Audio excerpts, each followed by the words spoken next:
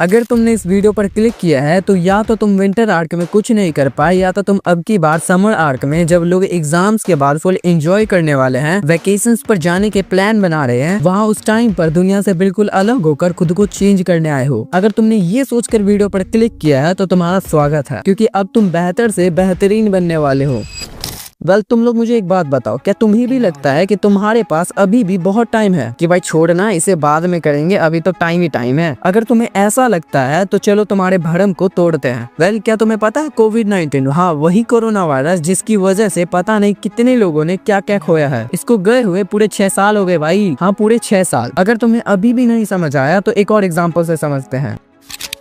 New year में तुमने कुछ रेजोल्यूशंस बनाए होंगे कि मैं ये करूंगा वो करूंगा, तो क्या वो चीजें तुम सच में कर रहे हो? आई गेस नहीं, क्योंकि अगर फॉलो कर रहे होते तो ये वीडियो पर क्लिक नहीं किया होता। आई नो कि तुमने ये 3 महीने बर्बाद कर दिए और तुम्हें लग रहा है कि अभी तो न्यू ईयर आया था। तो भाई जरा उठ जा और देख, 3 महीने निकल गए हैं और तू अभी भी अपने आप को बस एक्सक्यूजेस दे रहा है। अब मुझे नहीं लगता कि मुझे तुम्हें टाइम की वैल्यू समझाने की जरूरत है, तो तुम मेरे इस चैलेंज को एक्सेप्ट करो और बैठ जाओ किसी कोने में इस वीडियो को पूरा देखने के लिए, जिसमें मैं तुम्हें बताऊंगा समर आर्ट चैलेंज के बारे में। So without wasting a single second, let's get started. देखो, समर आर्क विंटर आर्क से बेहतर इसीलिए है क्योंकि समर आर्क एक ऐसा फेज है जिसमें तुम्हारे पास वो सब कुछ होता है जो तुम्हें नीड है सेल्फ इम्प्रूवमेंट के लिए। देखो, तुम्हारे पास पूरा दिन होता है, कोई स्कूल नहीं, कोई असाइनमेंट्स नहीं, कोई भी प्रेशर नहीं, तो तुम फिजिकली और मेंटली फ्रेश होते हो क्योंकि अभी तुम रात भर पढ़ाई नहीं कर रहे होते। स्ट्रेस में नहीं हो तो तुम इजिली नए स्किल्स को सीख सकते हो। देखो, समर आर्क वो टाइम है जब लोग या तो अपनी लाइफ को बदलने के लिए काम शुरू करते हैं या फिर वही घिसी पिटी चिल मोड में चले जाते हैं, लेकिन डिसाइड तुम्हें करना है कि तुम्हें किस कैटेगरी में जाना है। मुझे नहीं लगता कि विंटर आर्क के बारे में बता के तुम्हारा टाइम वेस्ट करना चाहिए, क्योंकि मुझे पता है तुमने यूट्यूब पर ऐसी कई वीडियोस देखे होंगे जिसमें तुम्हें विंटर आर्क के बेनिफिट्स के बारे में बताया होगा। तो अब तुम लोग बोलोगे कि भाई मैं विंटर आर्क शुरू तो कर लूं, पर मुझे समझ ही नहीं आता कि दिन भर में मुझे करना क्या है।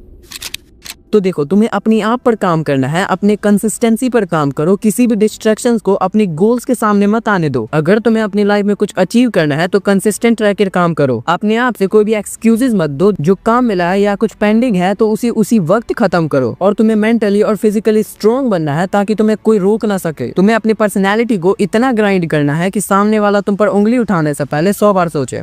अब फाइनली हम बात करते हैं कि तुम्हें पूरे समर आर्क में करना क्या है। तो अब तुम्हें मोटिवेशन मिल गया और जब तुम एक अच्छी नींद लेके सुबह उठते हो फुल एनर्जी के साथ, फुल मोटिवेशन के साथ, तो पहले हम दिन का सबसे मुश्किल काम करेंगे जो कि है एक्सरसाइज। देखो, तुम्हें सुबह 5 बजे उठना होगा और अगर तुम जिम जाते हो तो तुम्हें 5 से 7 जिम जाना है, और अगर तुम होम वर्कआउट करते हो तो तुम्हें वो करना होगा। अब देखो, अगर तुम्हारा स्लीप टाइम अच्छा नहीं है तो तुम्हें पहले दिन अपने विल पावर की हेल्प लेनी होगी। तुम सोते भले ही कितने बजे क्यों ना हो, पर तुम्हें उठना तो 5 बजे ही है। अगर तुम 4 से 5 दिन नींद कम लोगे तो तुम अपने आप जल्दी सोने लग जाओगे। अब जब तुम वर्कआउट करके वापस आते हो तो अब तुम थक चुके हो, लेकिन अभी तो दिन की शुरुआत भी नहीं हुई है, तो अब तुम्हें एनर्जी के लिए एक कोल्ड शावर लेना चाहिए। देखो, अगर तुम कोल्ड शावर को छोटी मोटी चीज समझ रहे हो तो मैं तुम्हें बता दूं कि कॉफी टी एक तरफ और एक कोल्ड शावर एक तरफ, क्योंकि देखो, कोल्ड शावर तुम्हारे माइंड को एक नया एनर्जी देगा। जैसे तुम सुबह उठे थे फुल एनर्जी के साथ, अब तुम्हें अपना पोस्ट वर्कआउट मील खाना है, पर ध्यान रखना तुम्हें अपने पेट का 2/4 हिस्सा ही खाना है, क्योंकि अगर तुमने पेट भरकर ठूस लिया तो तुम्हें नींद आएगी और दिन शुरू होने से पहले ही खत्म हो जाएगा। अब तुम बोलोगे कि अगर भाई पेट भर के नहीं खाऊंगा तो काम कैसे करूंगा?